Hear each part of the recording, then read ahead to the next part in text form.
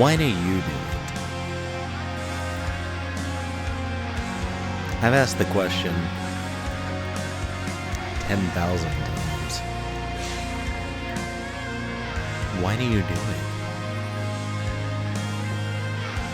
Why make this place? Why create something that doesn't really have an active benefit to it?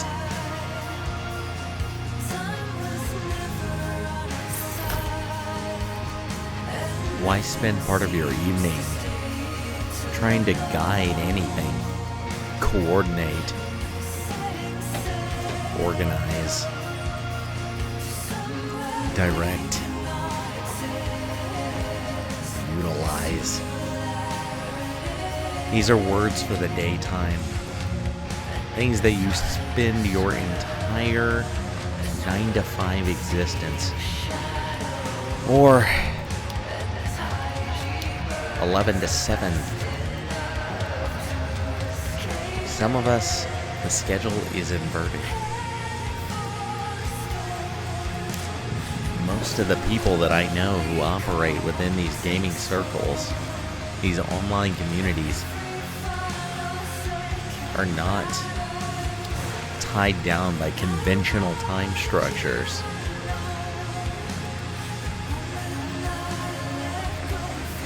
Gaming doesn't necessitate a certain schedule. It is openly accommodating to virtually everyone. The threshold to get in is low.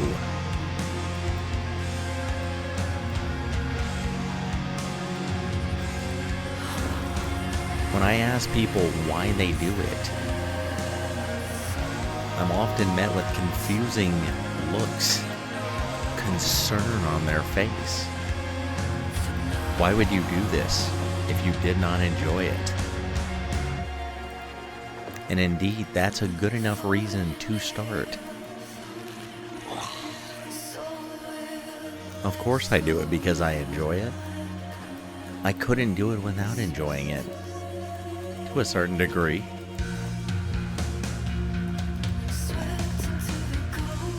There's plenty of annoyance that comes with it.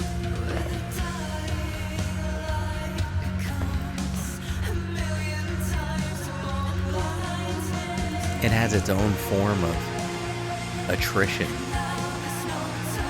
some hardship.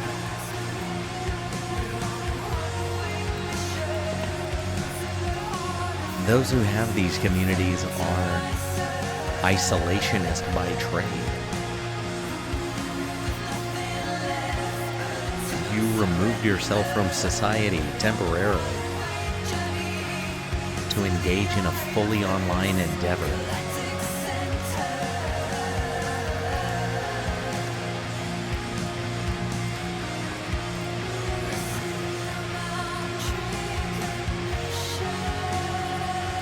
The answer as to why you started in the first place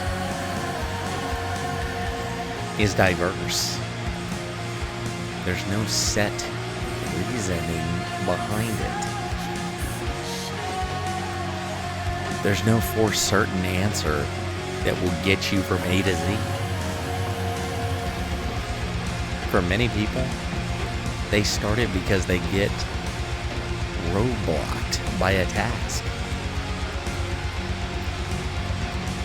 They encounter a wall that states that they need additional people to complete the assignment. A wall that says, you're not tall enough to pass here. Come back when you have more friends.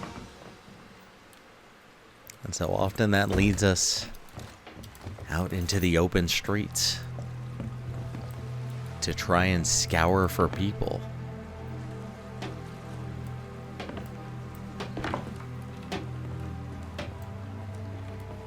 The good news is, the streets are littered with people like you.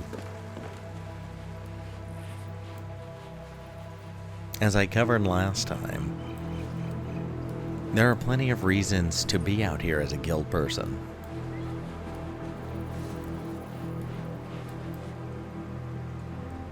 There are oddly fewer reasons to want to run it yourself, though.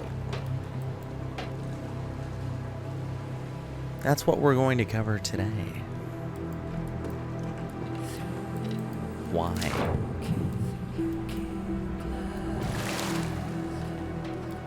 Why are you out here? What are you looking for? What tasks are you hoping to accomplish?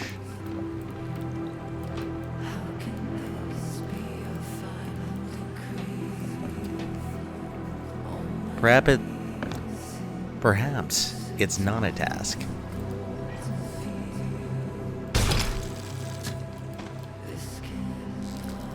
Perhaps what you're trying to do is challenge yourself to be more social.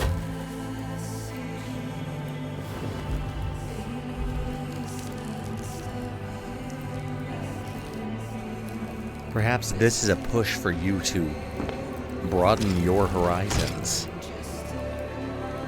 Uncover who you are beneath the depression and the anxiety that have taken you here.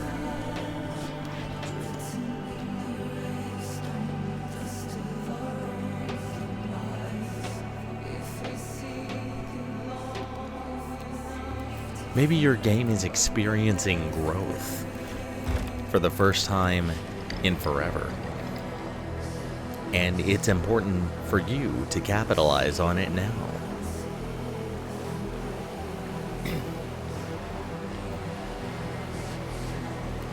Maybe your game is dying. And in an effort to consolidate as many people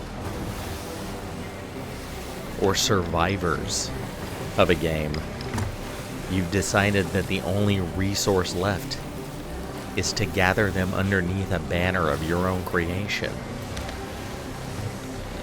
Salvage what is left of something fantastic. Bring it closer to who you are.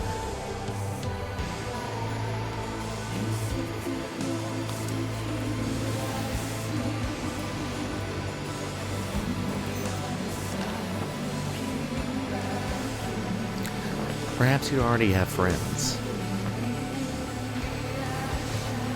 Maybe there's only an easy way forward if you embrace them in your plan. Take them with you. Create something together.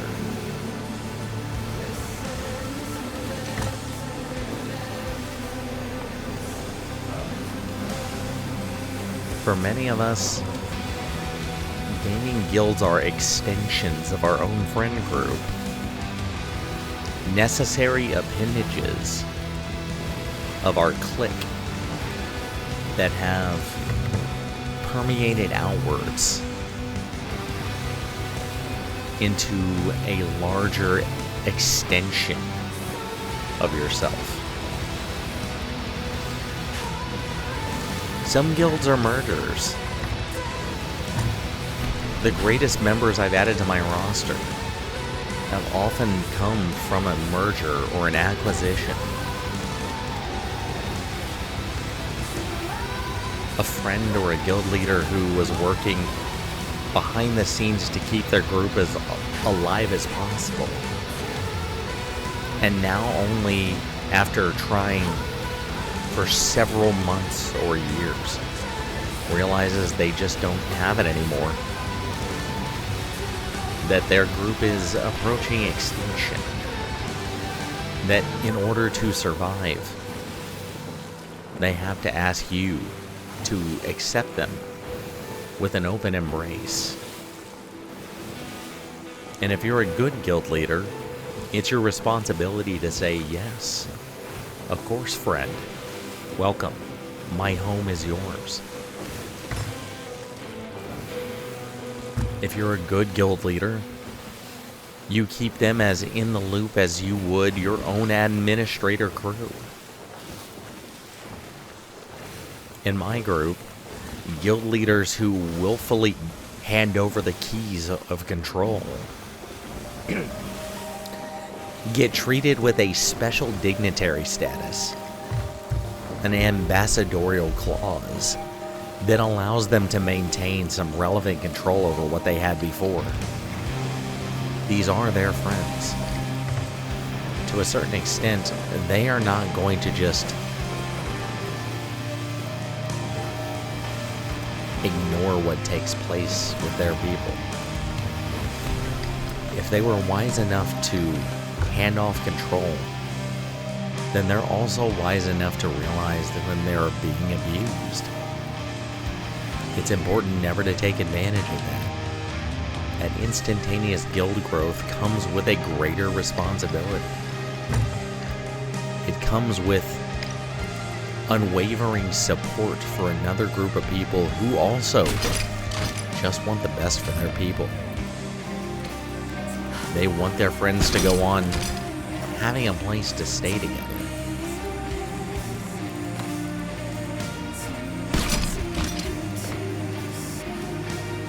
In many ways, that is a greater challenge than just making it yourself. It comes with strings. There are expectations. A commitment to fulfill. A calling to answer. Suddenly, this isn't just about online gaming anymore. It becomes the preservation of a group.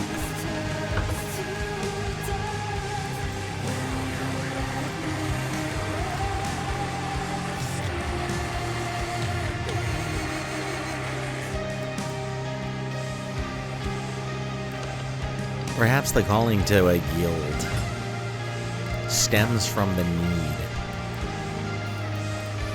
to be the center of attention.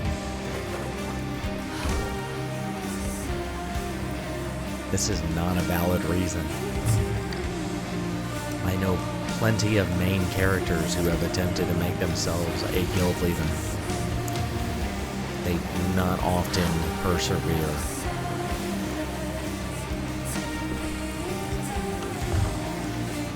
It's not because they have a character flaw. Narcissism is not inherently a weakness when it comes to leadership. In fact, I can make a strong argument to say that it actually does benefit you.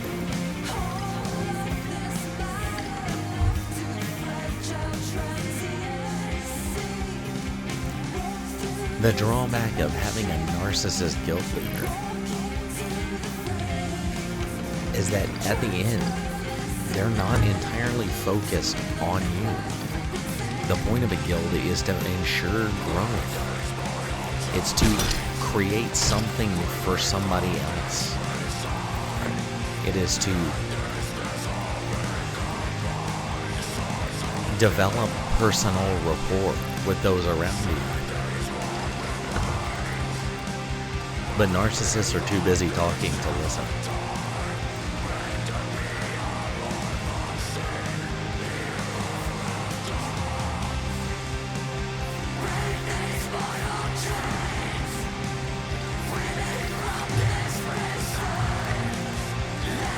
I'm aware of the irony that recording a video log about a guild that most of you don't know about, while simultaneously instructing you against pursuing narcissism as a personality, might be a little funny.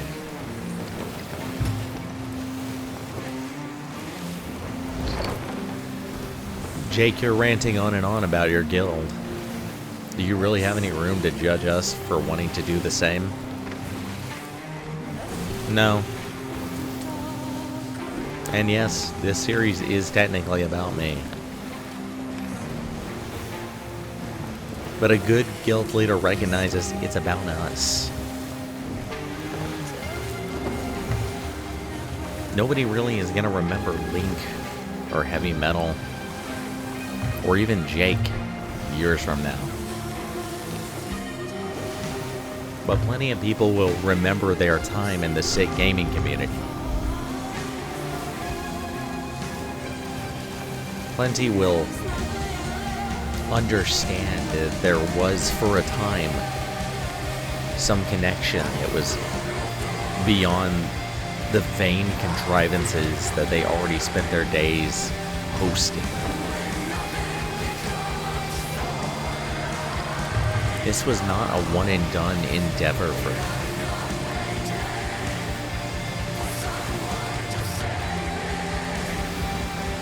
The guild called people to do something a little bit more.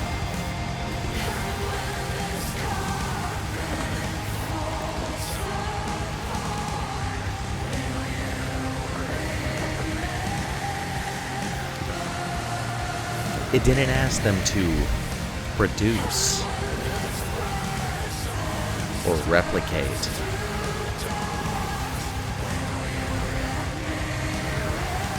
To indulge in the gathering of metrics, positive or otherwise.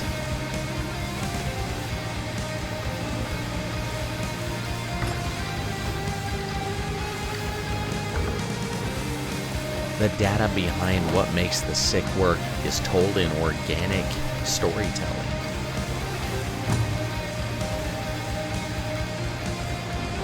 The numbers behind this community are invariably a lie. We were not a top 10 anything.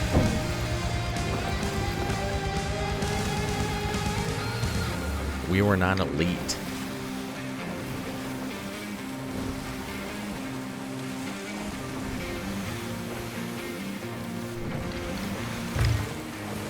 We weren't world first.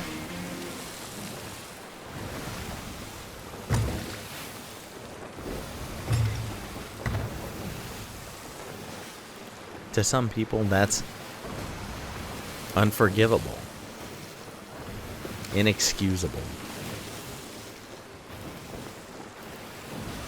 It's an acceptance of the irrelevance that comes with being nobody on the internet. I know I'm no one out here. But just because I'm no one doesn't mean my friends are no one.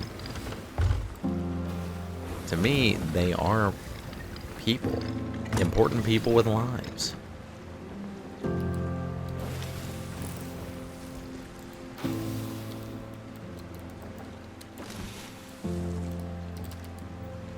People with talents.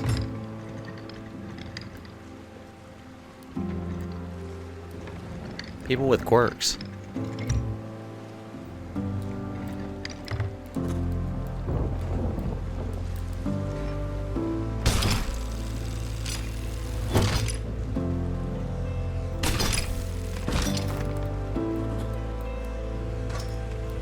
To me, the people of the sick are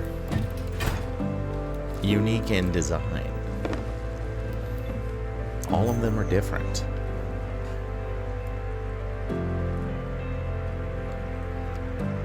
All of them have something to offer that keeps them standing apart from others.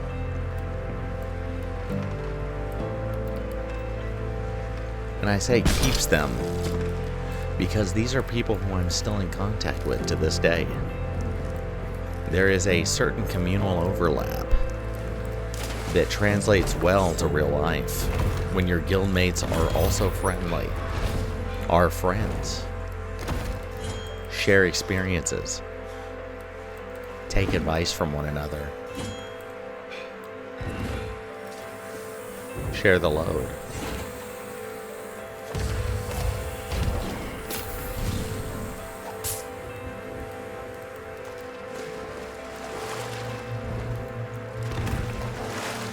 Without a doubt, I would not have made it through many years had I not leaned on my friends to provide some clarification as to who I was, what I was doing, what I needed.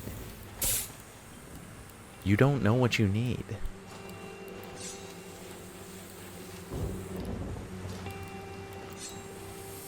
To this day, I still rely on them for a sobering mental health checkup. A way for them to keep in touch, ground me when I need it.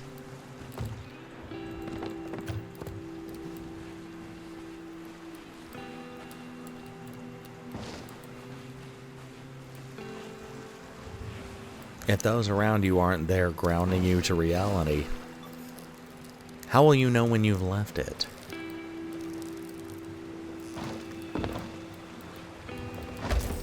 How will you know what harm you're doing?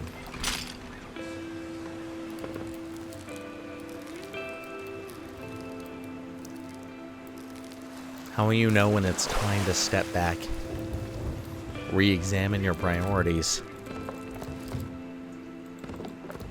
and move forward?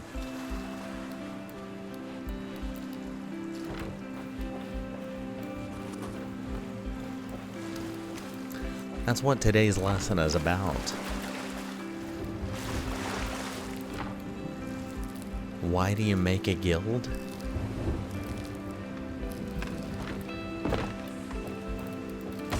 Because sometimes it's the only thing left to do. It's a feature in virtually everything you play. Why not access it? Make the best of it. Become an expert with it.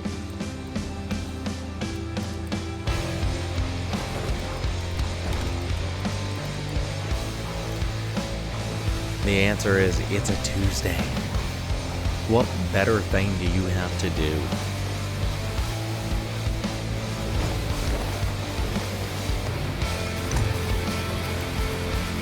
Many people shrink away from the challenge.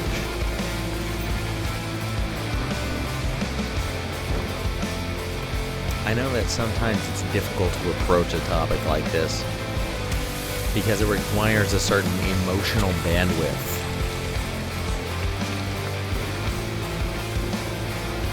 Plenty of people are not ready to take the helm.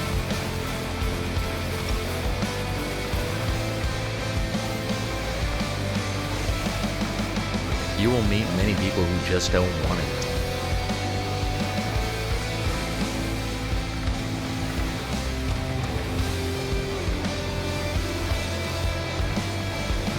There is nothing wrong with that.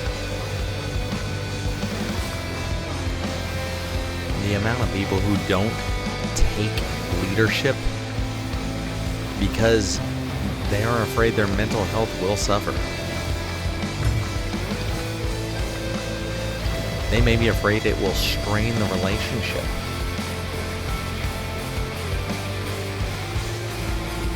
Lead to a negative outcome when they see only a positive one currently.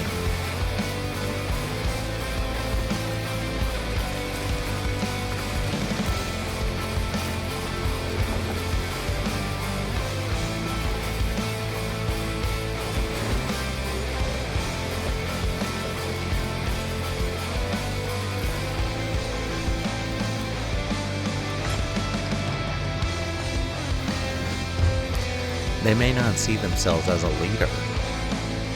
They may not view their role as important.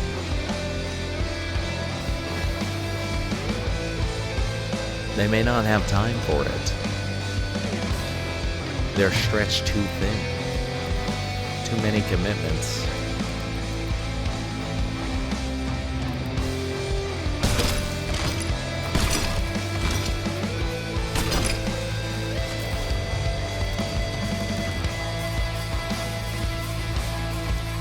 They may see themselves as a liability.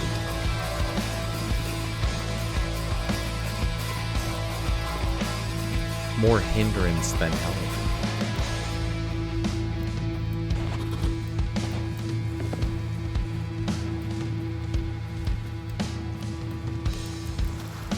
In roles, they may see themselves more as a support than a structure.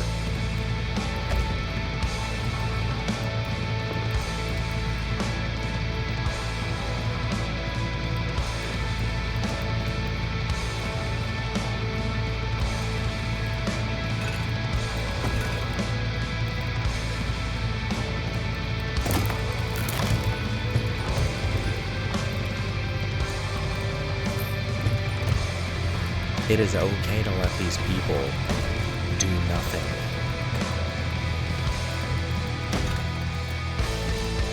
I phrase it as such because when you were young, that's how you see it. Doing nothing. But they are doing something.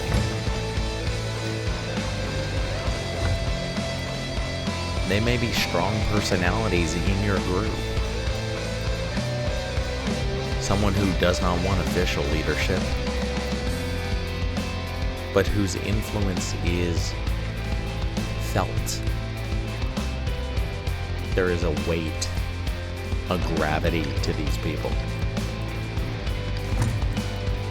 Others are attracted to them strictly because they are bold. I implore you to recognize that and just let that thrive.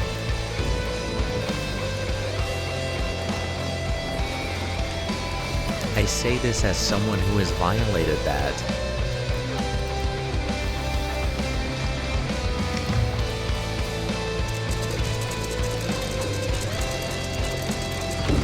The greatest crime is calling it to attention, making it out to be more than what it actually is. It's not about you.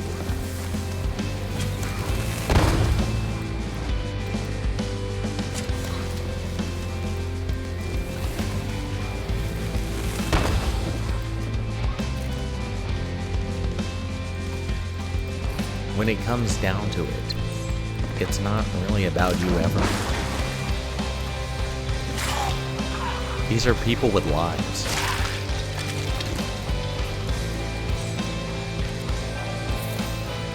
Their goals don't have to align with yours. Of course it helps. But a guild can focus on two things at once. I wish someone had told me that early on. Every day I wish that there had been a nagging voice in my head that said, what's wrong with doing both? And despite the fact there were plenty of people around me telling me things similar, I could not hear it. I had no voice that made sense to me.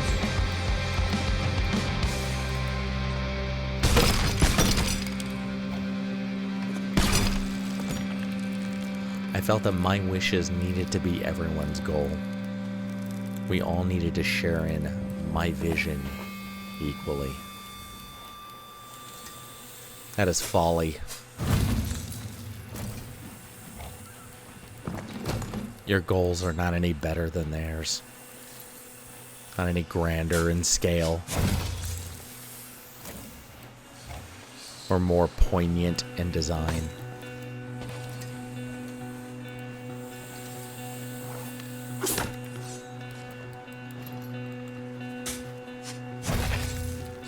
They're people just like you. They got here the same way you did.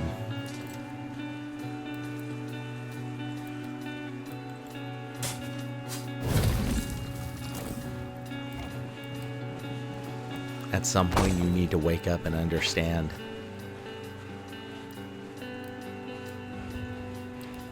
The world does not move at your speed alone.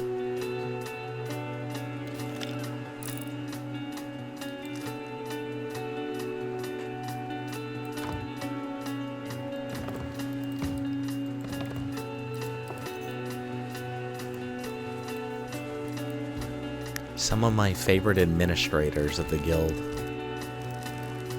I no longer can communicate with.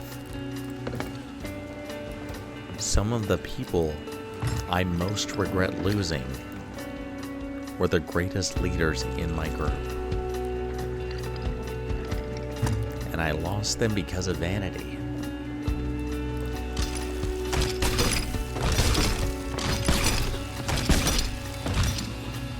I lost them because I didn't know when to shut up.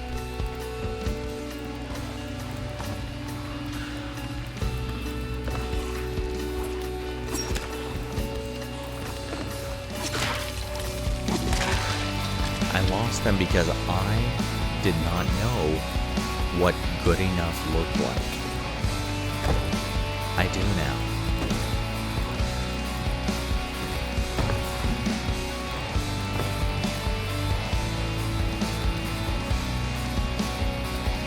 Some of the people in my life who I've lost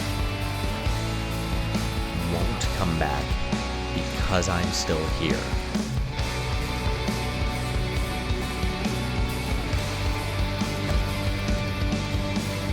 That is an odd thought.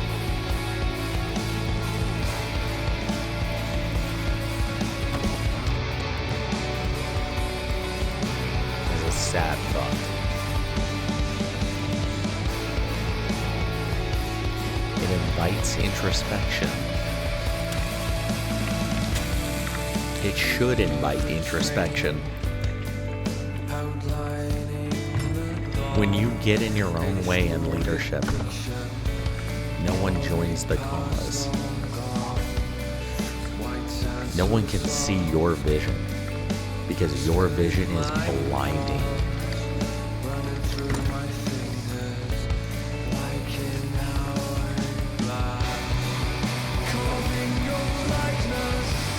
You are not a star burning bright. You're just one more planet hovering around.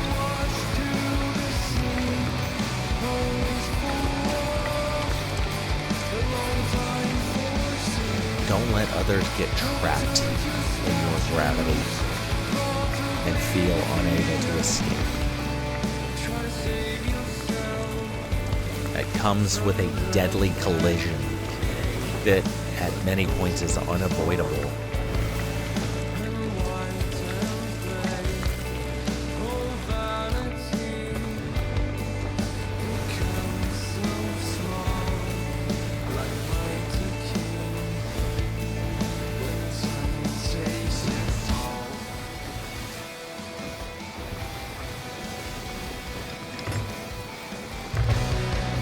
The administrator rank in my guild has been a long, arduous procedure of perfection. I don't even think I'm halfway there yet, too perfect. I think there is an illusion about it. Something that screams, this takes work. And possibly because it once did take more work than it was worth. That reputation is held up.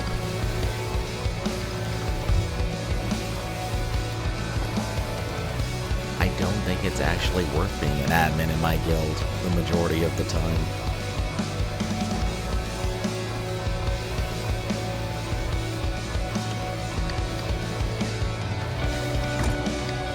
There's a certain executive liberty that comes with it.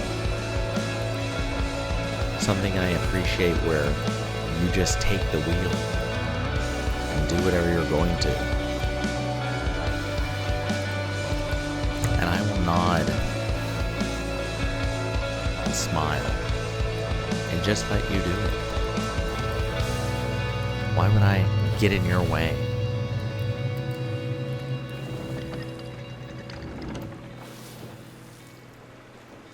If you're trying so hard, why should I stop your momentum?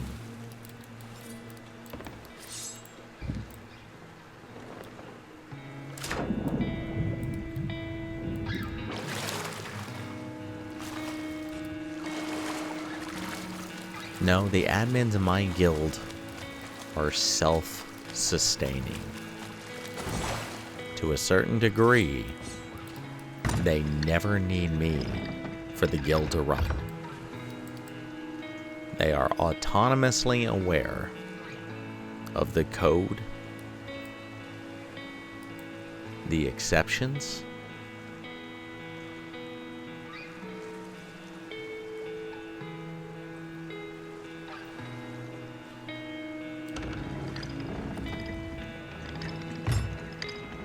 and I trust them. For the most part.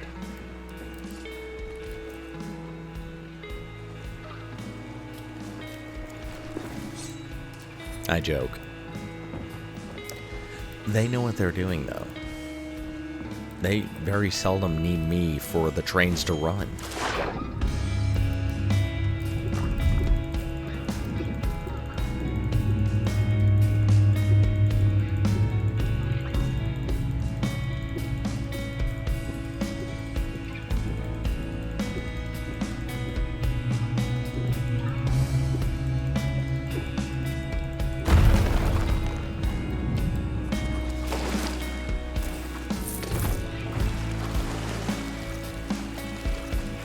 Investing in administrators is an added cost on top of what it takes to run a guild.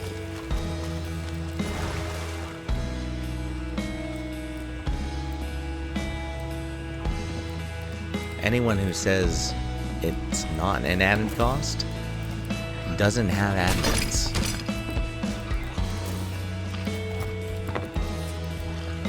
They have a fiefdom. A tiny empire.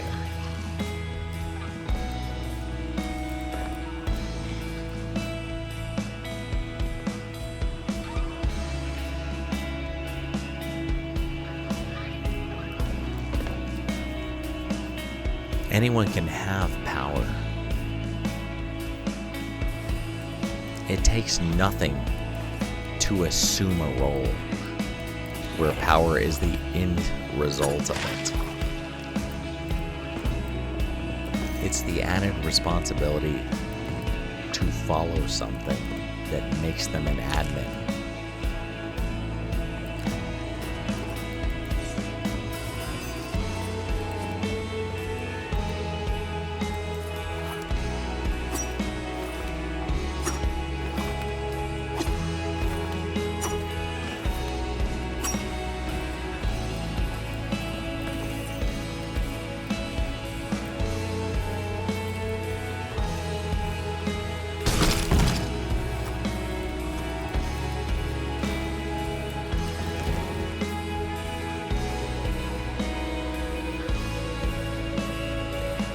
Plenty of times a person was promoted into a position that they had not earned.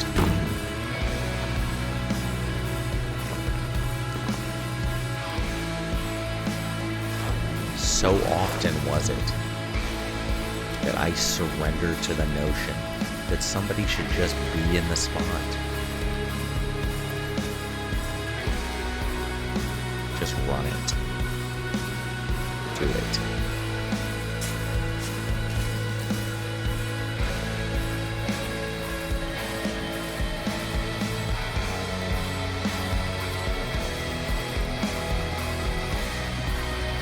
This kind of thinking becomes dangerous because it allows you an easy out from having to try.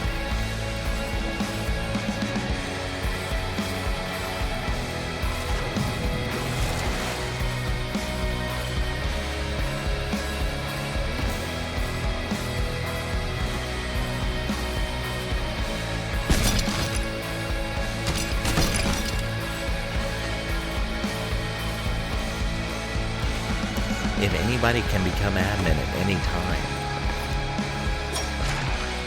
it's a good and bad thing. It opens the door for others to try who normally wouldn't.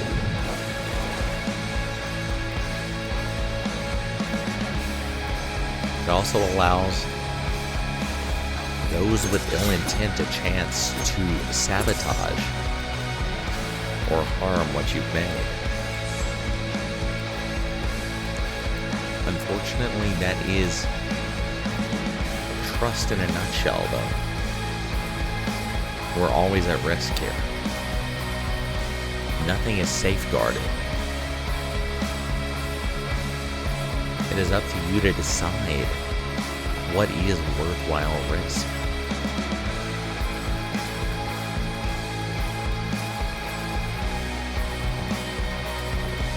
Who deserves to share the burden?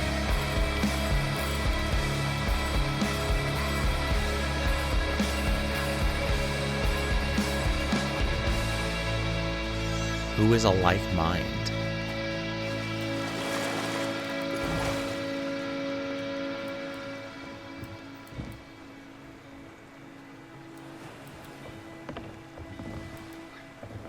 What does it look like? The formula is easy enough. You have an inherent feeling for what friends are supposed to look like.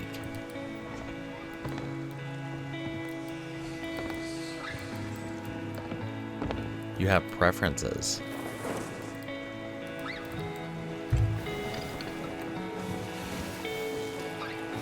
Prejudices.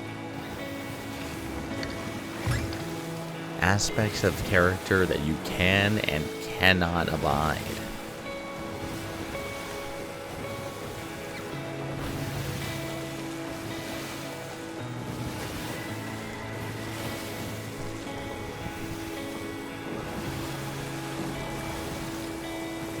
Somewhere on the path of your creation here, you're going to have to pick. Are my friends good administrators?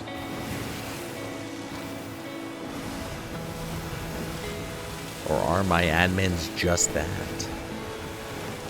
Independent thinkers. People who are like me, but not entirely.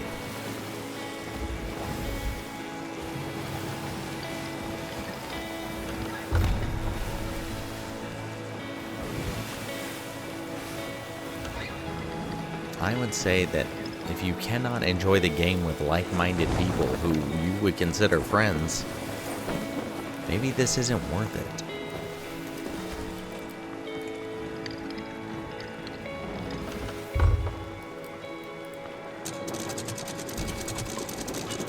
What good is hanging out with people on the internet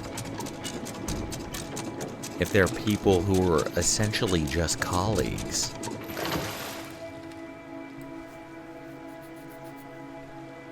Acquaintances. Who is it worth for then?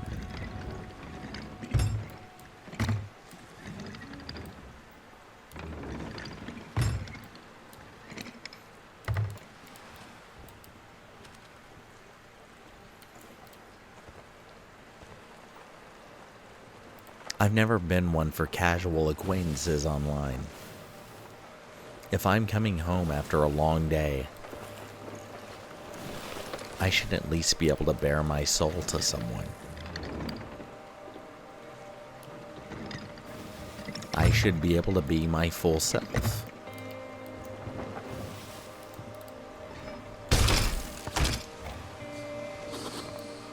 I don't think it's asking a lot to share the load with others who feel the same way.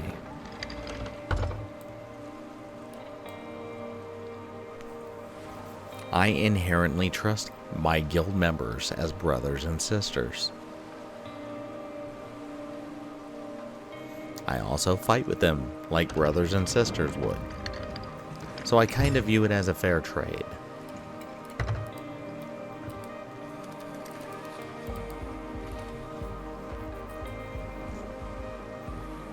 It's one thing for you to trust and appreciate your admins as friends. But sometimes you also know your friends are not good leaders. Some of them are flakes. They don't show up when they should, or very seldom. They offer precious little. They don't take responsibility for things in their purview.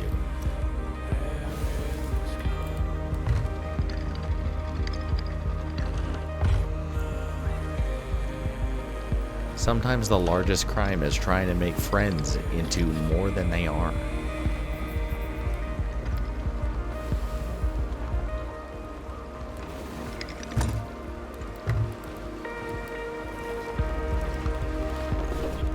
Part of the question of why you are doing it should be based around honesty. If they are honest with you about their input, about what they have to offer, that should be enough.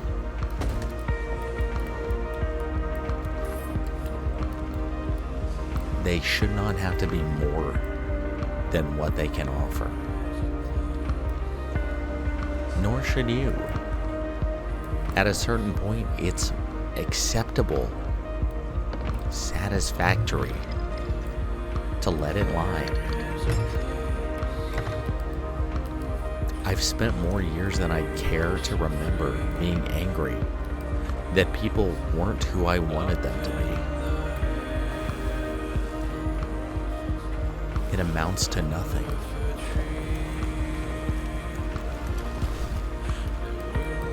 Why worry about it?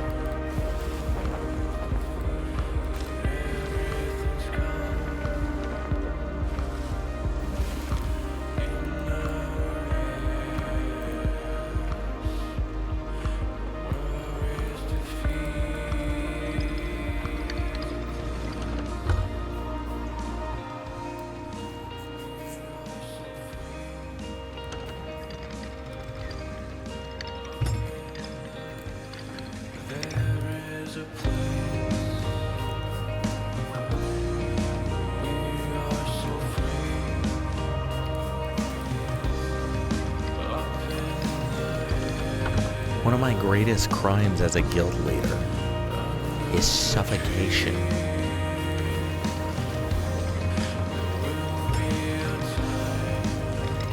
Once upon a time, I suffocated a clique within my guild to the point that they felt they could not thrive within the bounds of our organization.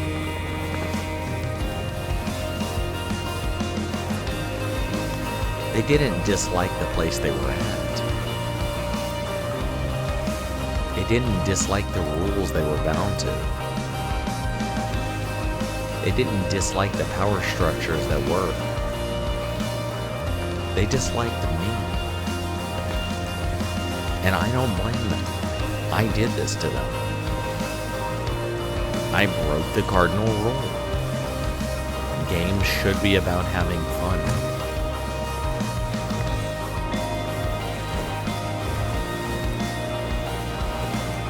I made it not fun. And because of that, I paid.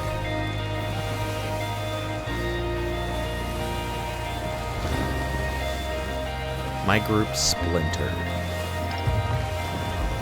For all my efforts, I gained nothing.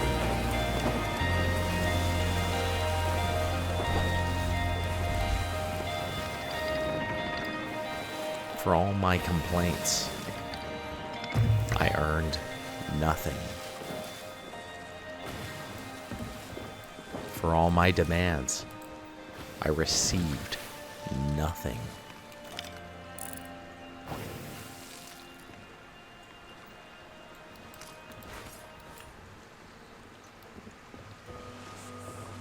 I expended endless amounts of emotional investment,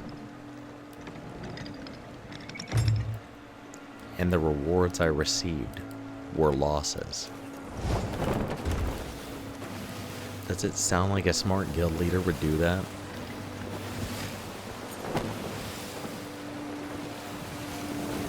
Obviously, you pick your battles. I chose that one, and it was a huge loss. And I didn't just lose members. I lost friends. To this day, I still try to keep up with some of those people. And while I have earned one or two of their trust back, it is not the majority.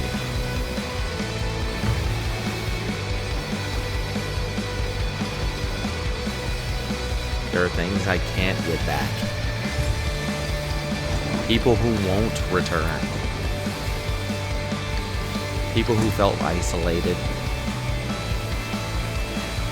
ostracized, singled out. They should have. It's what I was doing to them. Whether I wanted it or not. I was my own worst enemy.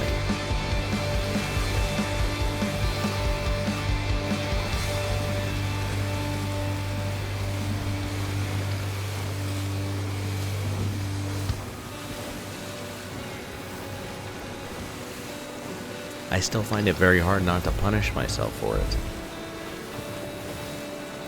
I worked so hard to earn it in the first place. Letting go is an entirely different story.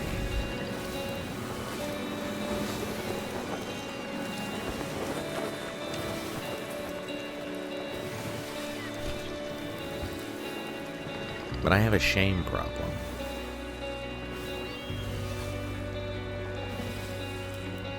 I'm still working on that.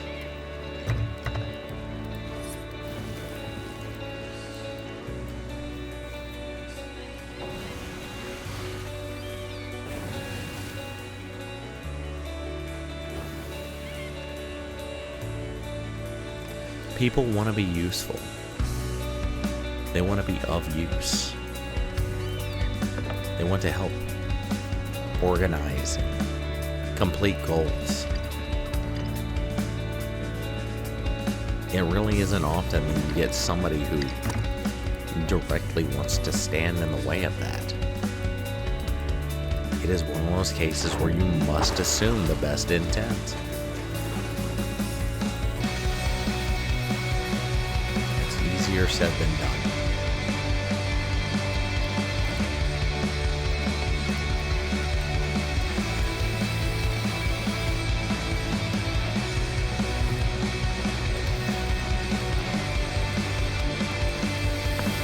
You can spend all day waiting for the best intents to occur.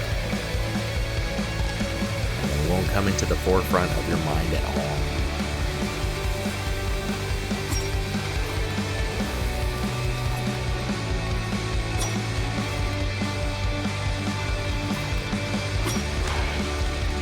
You will be standoffish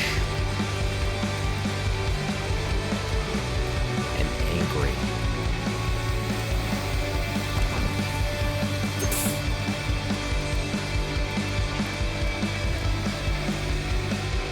And incite derision wherever you go.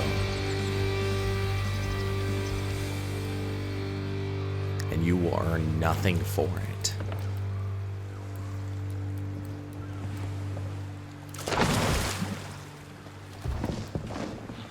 We were an edgy community. It was our whole gimmick. Most hated. The repulsor. The antithesis. These are the words I commonly accessed. This kind of rhetoric. Super effective. Quaint in retrospect.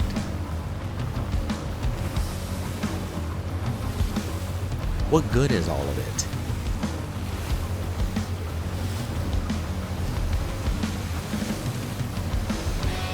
What am I supposed to appreciate from it?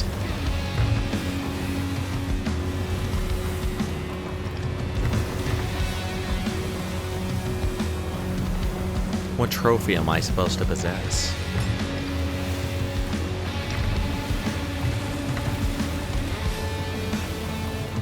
Where's my scorecard for bad behavior?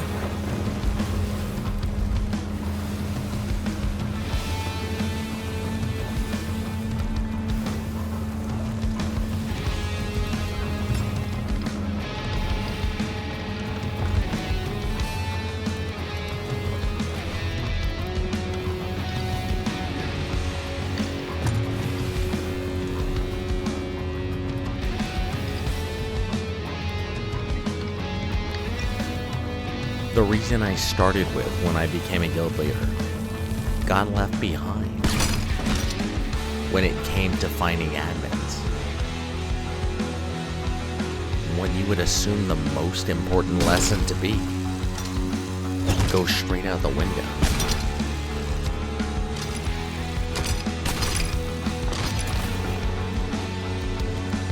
When you realize that you're capable of picking up others to join your cause, suddenly you're gobsmacked by a whirlwind of self-doubt and false assurance.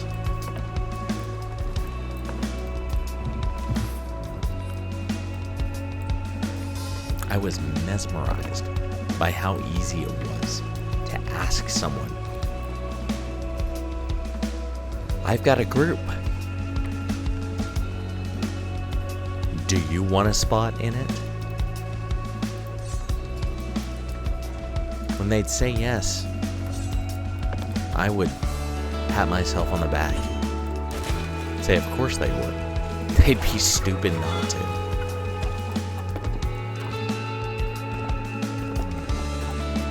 I was deluded. What? I'm their lucky break? We're salvation?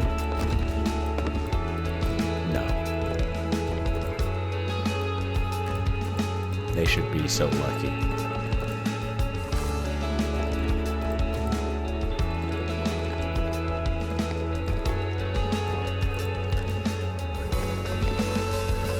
No, we're just people. We are people constantly getting it wrong. That's how we get it more right, though. Adding others to the ranks should be the first goal of any guild. It does feel capitalistic in design, but it's supposed to a certain degree. Growth sustains the guild. And there's lots of growth to be found.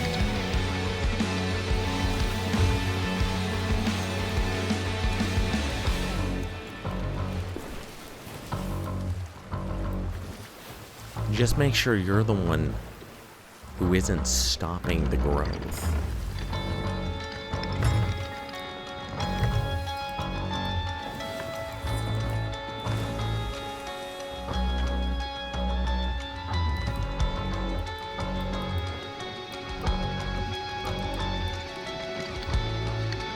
It always comes down to who's in charge. Who's running this shit? Who's calling the shots? That's whose fault it is. Unquestionably.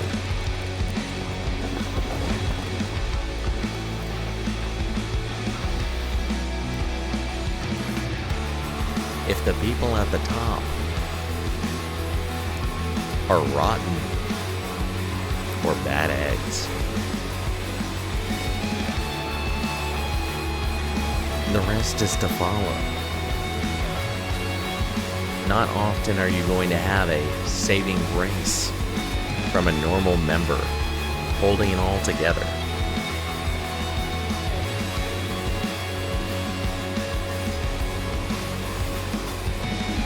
They can leave, free to take their business elsewhere.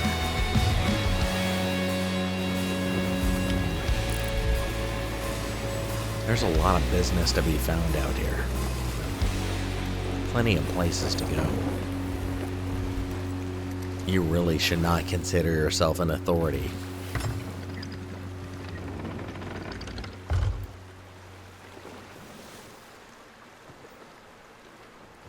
The moment you assume that you're a safe place to be, you stop being one.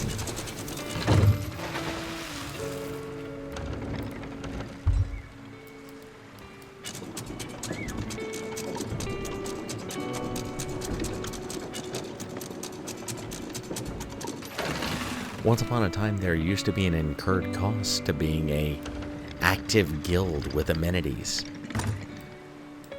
Voice over IP programs used to be pay to play. It was a limiting factor.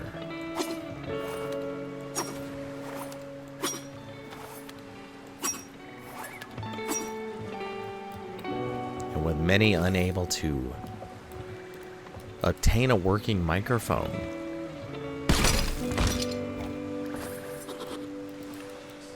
And many unwilling to use their voice. It became a hindrance,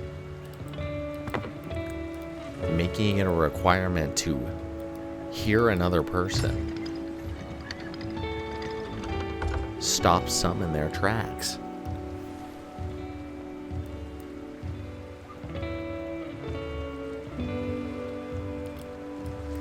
People who would otherwise be willing to play ball found a reason not to show up. You have to be careful what expectations you place on others. They're human, just like you. Sometimes you have to understand that good enough is just seeing their name on the roster.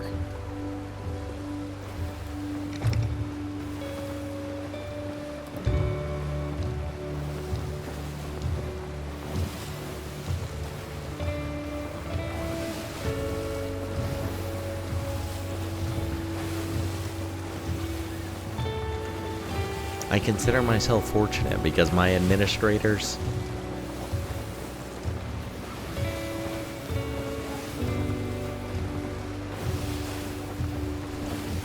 aren't wildly power hungry.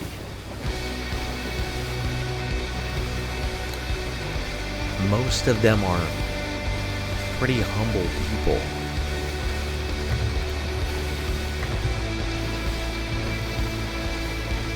They take care of their business and get out. And we have a good time doing so.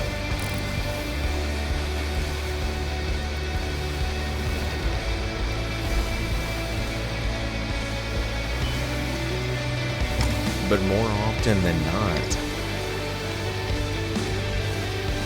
that's not quite enough to sustain the formula. You can be a good person and a poor administrator.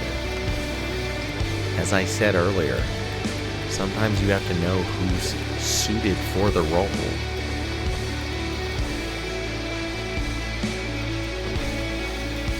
And that's okay.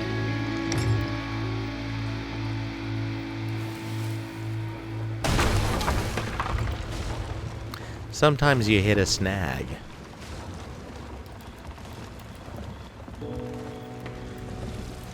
Sometimes you find out you goofed. And there's no one to patch things up.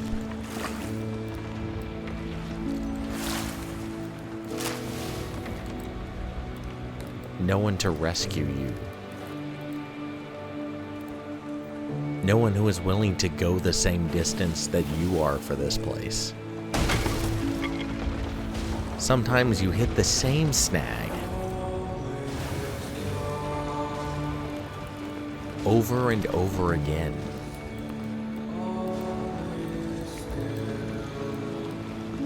It becomes a lesson of worth.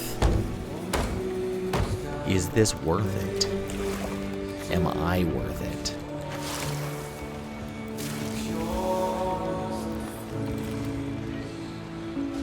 That's a fair question.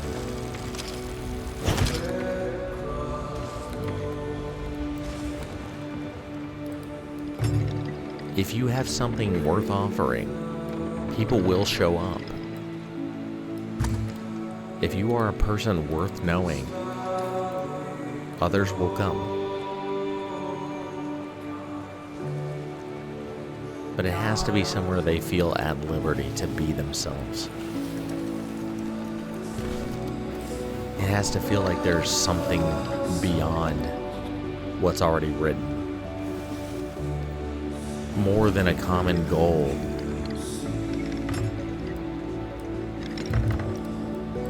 It's something intangible.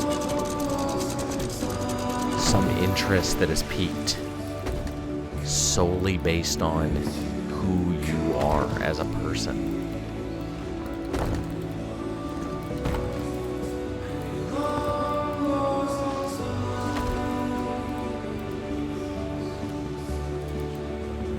sometimes it's not enough just to be good at being a guild leader.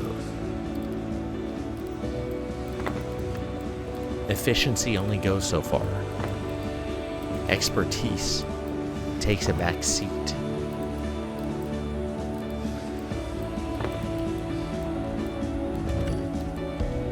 A good personality is the load-bearing structure holding it all together.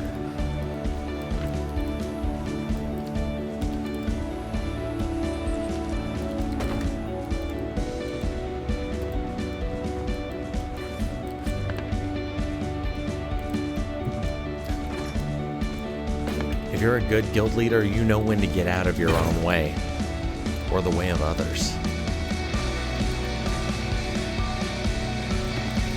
You know that goals are met by people determined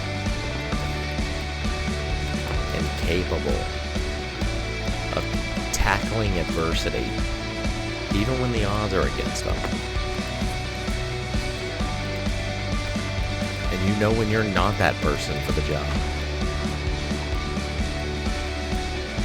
Many times you won't be. That's why you have to reach out. Find others.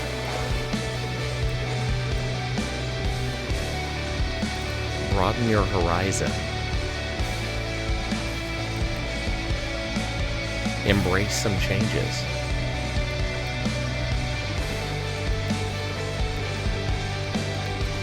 Keep a sharp eye out.